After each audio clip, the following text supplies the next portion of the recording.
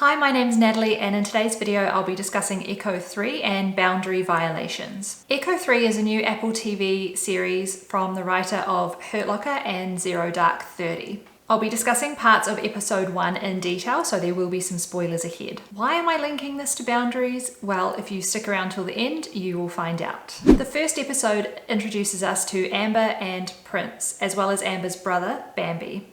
They're in the military, those are their code names. Amber is a biologist and she's going to travel to Colombia to continue her research. In the middle of packing, Prince demands that Amber carry an emergency locator beacon. It's probably for safety, but also so he can most likely keep tabs on her. She refuses. She's traveled a lot for work, she knows what it's like in these places, and she travels for different purposes than him. She also says that he promised he wouldn't be overprotective if they got married. This implies that they'd had this sort of discussion before and that she knew he might be prone to controlling her in the name of safety. Because that's essentially what this is. Prince is not able to let Amber make her own decisions about her safety. He can't trust her to use her own wisdom and make the best decisions for herself. I would also assume that being in the military means that he thinks he knows better. The fact is, regardless of Prince's expertise, if Amber says she doesn't want the beacon, then he must honour that choice because it's hers to make. She is an autonomous person capable of filtering her intuition, her emotions, her knowledge and her experiences in order to make the best decision for herself. What she chooses is what she chooses, and that's it. Prince can recommend something or explain why he thinks his advice should be taken into consideration, but the final decision isn't his. Otherwise, it's controlling.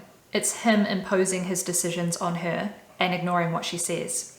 And of course, that's what he does. He ignores her and secretly sews the beacon into her bag so she doesn't know about it. He decides that his feelings are more important than Amber's autonomy, which comes from a place of fear. It's understandable that he's afraid of what might happen to her in a country that is notoriously dangerous. It's understandable that he wants to do whatever he can to keep her safe, or to at least know where she is. But the way he expresses that fear is through secrecy and distrust. Rather than communicating his fear and his concerns to Amber and working on a solution that they can both be happy with together, or even learning to sit with that fear and just accept that that's how he's going to feel, he chooses to control and neglect Amber's choice. Therefore, this shows that he doesn't actually want an autonomous partner, but a woman who will obey him and choose to put his decisions first.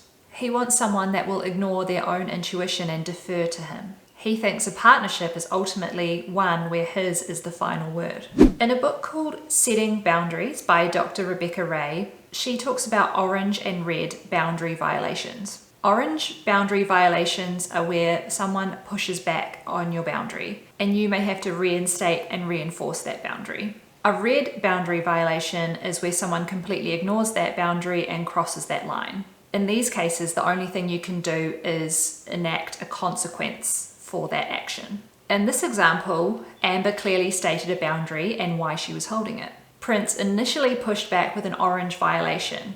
He argued and tried to get Amber to change her mind.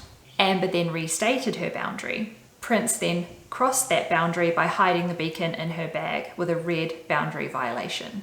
Amber couldn't enact an immediate consequence in this example because she didn't know it was happening.